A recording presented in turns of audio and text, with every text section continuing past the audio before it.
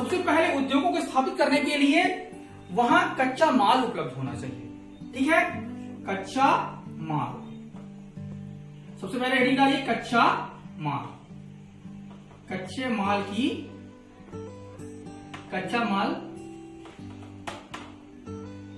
होना चाहिए, ये डाल लीजिए आप लोग।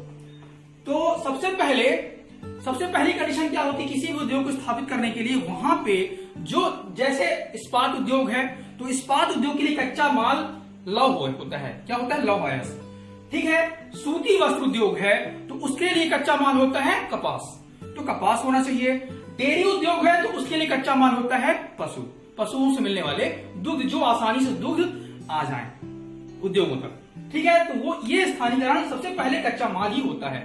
कोई भी, चाहे खनिज उद्योग हो, चाहे लौह इस्पात उद्योग हो, चाहे एल्यूमिनियम उद्योग हो, चाहे सूती वस्त्र उद्योग हो, उसके लिए सबसे पहले वो कच्चा माल की आवश्यकता होती है। और कच्चे माल जब मिलेंगे, कच्चे माल की उपलब्धता सरलता से होगी, तब हम कच्चे माल को उद्योगों में ले जाएंगे और उसका पुनर्निर्माण करके क्या करेंगे?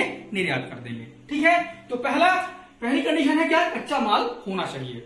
दूसरी चीज है कच्चे माल के बाद पूंजी। क्या होनी चाहिए? पूंजी, यानी पूंजी जो होती है, दूसरा कारण होता है पूंजी। उद्योग धंधे बड़े पैमाने पर उद्योग धंधे वहीं स्थापित किए जा सकते हैं जिन देशों के पास पर्याप्त पूंजी हो। पर्याप्त पूंजी का मतलब अगर पैसा नहीं होगा तो आप उद्योग नहीं स्थापित कर सकते हैं। जैसे जहां पैसा नहीं लगता तो वहां कुटीर उद्योग लोग चलाते हैं, है ना।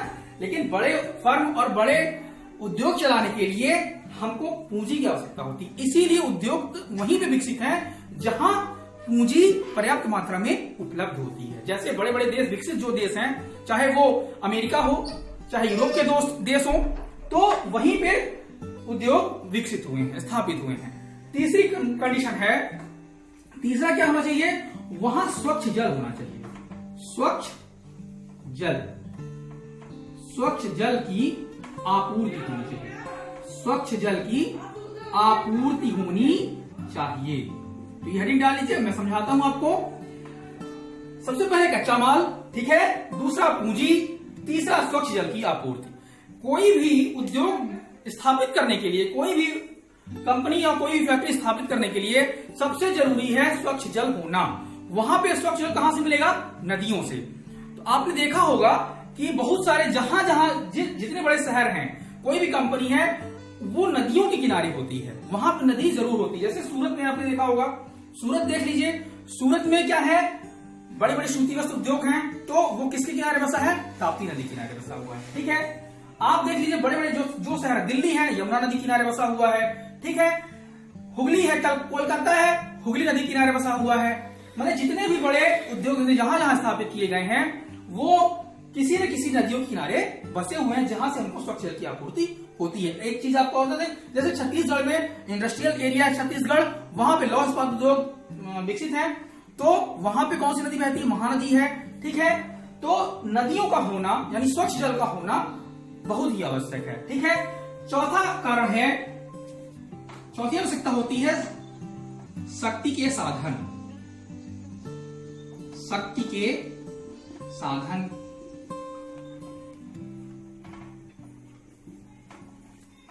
कच्चे माल के बाद पूंजी के बाद स्वच्छ जल की आपूर्ति और शक्ति के साधन। शक्ति के साधन का मतलब होता है बिजली, यानी अगर कोई भी उद्योग को स्थापित करना है तो वहां बिजली होना आवश्यक है ना। बिजली नहीं होगी तो कंपनी कैसे चलेगी, है ना। तो शक्ति के जो साधन है वो उपलब्ध होने चाहिए। फिर अगला कारण है, अगली कंडीशन क्या होती है? श्रमिक, कुशल श्रमिक।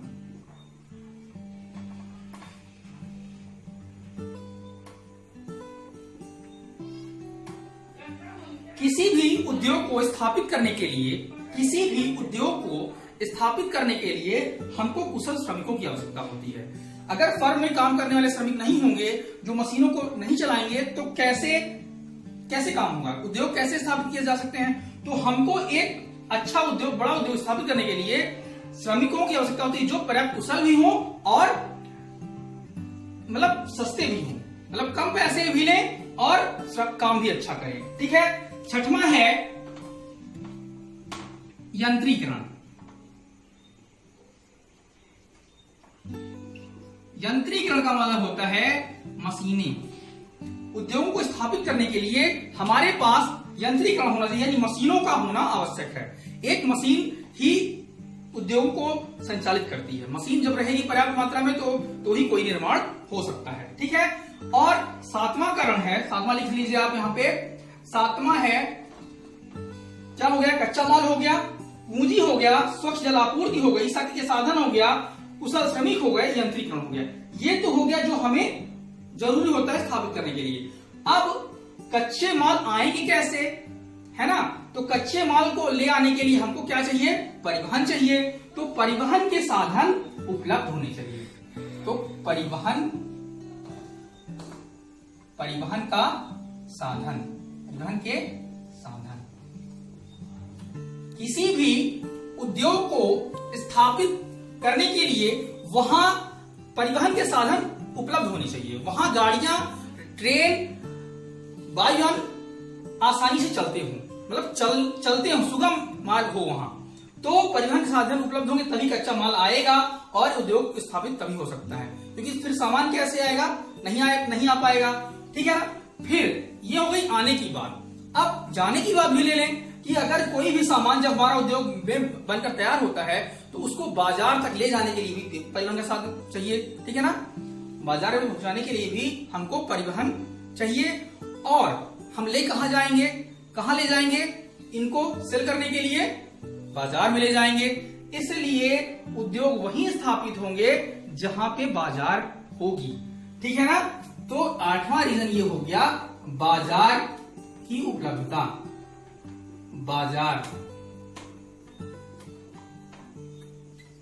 बाजार की उपलब्धता। बाजार होगा तभी हम कोई चीज बाजार में ले जाके वहां सेल करेंगे, तब इसका मतलब निकलेगा। ठीक है। फिर नौवां कारण है,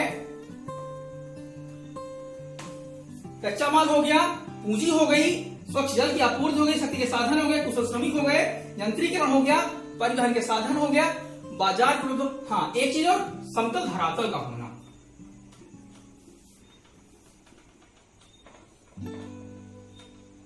समतल धरातल कहने का मतलब, अगर उद्योग हम वहीं स्थापित कर सकते हैं जहां पे एक पर्याप्त जगह हो, जो समतल हो, चौरस समतल मैदान की तरह हो। अगर पहाड़ होगा तो क्या आप वहां उद्योग स्थापित कर सकते हैं? नहीं कर सकते ना। तो समतल धरातल का होना भी आवश्यक है। ठीक है ना? तो ये हो गया क्या? उद्योगों के स्थानीयकरण के कारण। तो इसको आप नोट कर लीजिए। अब देखते हैं, थोड़ा सा वितरण देख लेते हैं कि उद्योग, आपने देखा कि कारण तो हो गए, अब देश में वितरित कहां कहां है उद्योग, ये देख लेते हैं। तो इसको हम दिखाते हैं आपको कि कहां कहां है।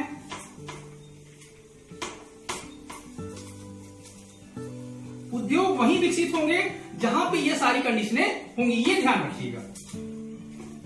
यानी कच्चा माल उपलब्ध होगा, पूंजी होगी, तो ये पूंजी कहां होगी?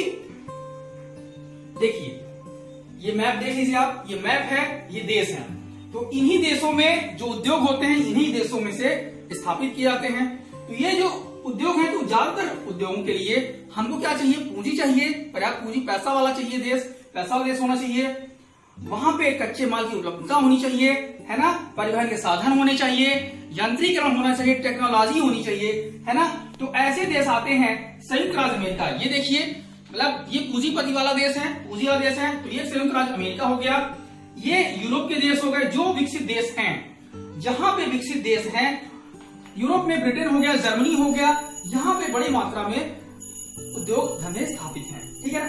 भारत में ये क्षेत्र हो गया, मुंबई हो गया, दिल्ली हो गया, चेन्नई हो गया, जहां पे ये कंडीशनें पर्याप्त मात्रा में हैं। सारी कंडीशनें जो हैं वो इन्हीं देशों में पाई जाती हैं, जो यूरोप के Germany, Britain, France, Belgium, America के पिट्सबर्ग, शिकागो, मतलब ये पूरे देश, अमेरिका में और ब्रिटेन, यूरोप में, और इधर कहा, भारत के मुंबई, दिल्ली, कलकत्ता।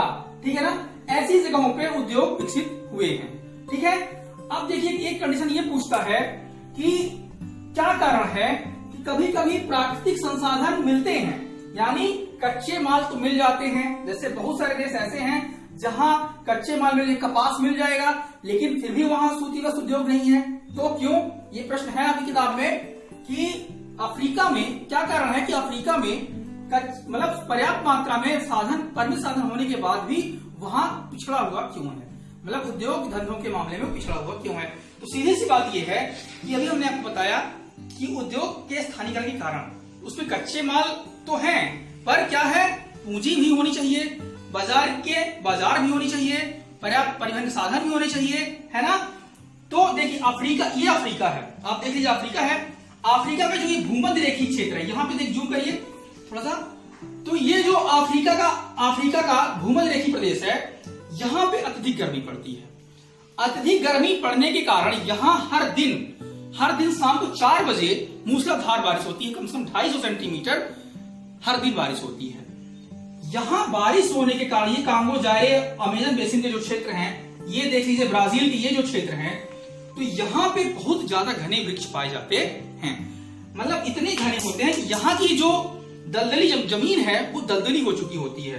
तो यहाँ पे अफ्रीका में कच्चे माल तो पर्याप्त हो जाएंगे, लेकिन ना तो इसके पास पूंजी है, क्योंकि पूंजी भी नहीं है इसके पास, टेक्नोलॉजी भी नहीं है इसके पास, तो और परिवहन साधन भी नहीं होंगे उपलब्ध, तो यहाँ कैसे विकसित होगा। इसलिए ये अफ्रीका पिछड़ा हुआ है। तो ये आपकी बुक में है, ठीक है ना।